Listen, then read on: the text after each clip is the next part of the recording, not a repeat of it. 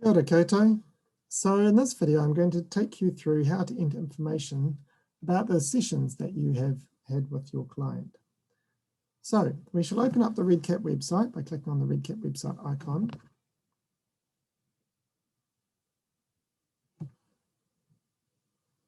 And after you've logged in, if you come to the REDCap web welcome screen, we can click on My Projects and open up Mana Study Main.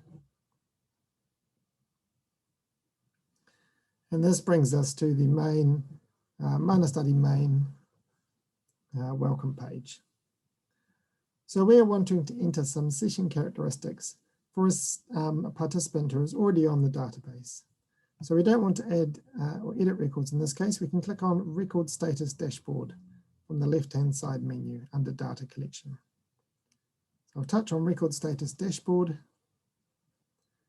And this will open up a dashboard showing all the participants that have so far been entered onto the database by yourself.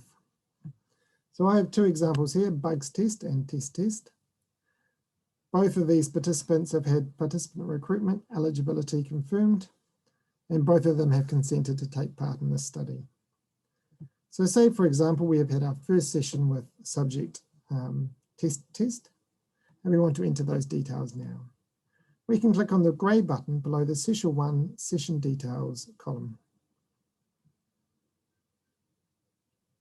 And this brings up the form to complete for the session that took place.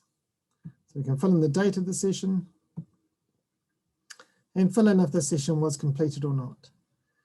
If you went to attend a session and the caregiver was unable to attend that session or to complete that session at that time, you can click no and provide a reason why the session wasn't completed, and also how the session was planned to have taken place and how long it took you to travel to and from the session. Otherwise, if you attended the session and it did take place, we can mark the session, scheduled session as being completed, and go on and complete the rest of the questions. So we can fill out the format, whether it was an in-person session, say perhaps, or by phone or video conference, and the location it took place, so perhaps in a home.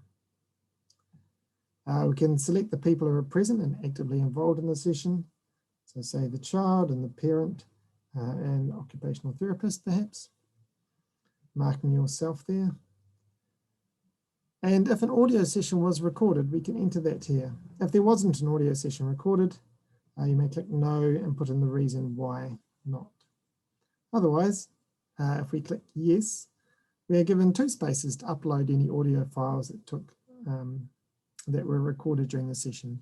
If you have more than 2, please let us know and we'll add an extra spot there for you to upload the files.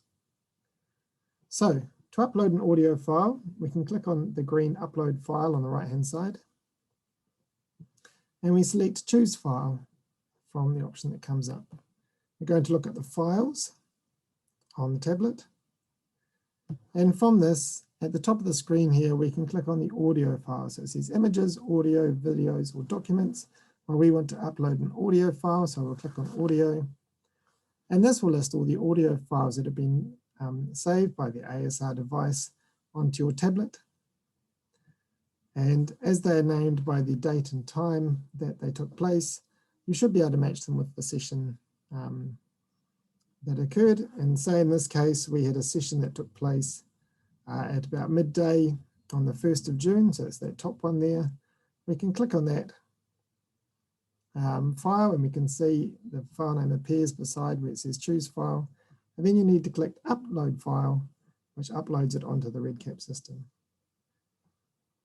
If the file is too large, it will look like it's uploading, but will never get to the stage where it says it's completed it. So if you have that problem, you have to exit out and just let us know that the file is too large to be uploaded into REDCap.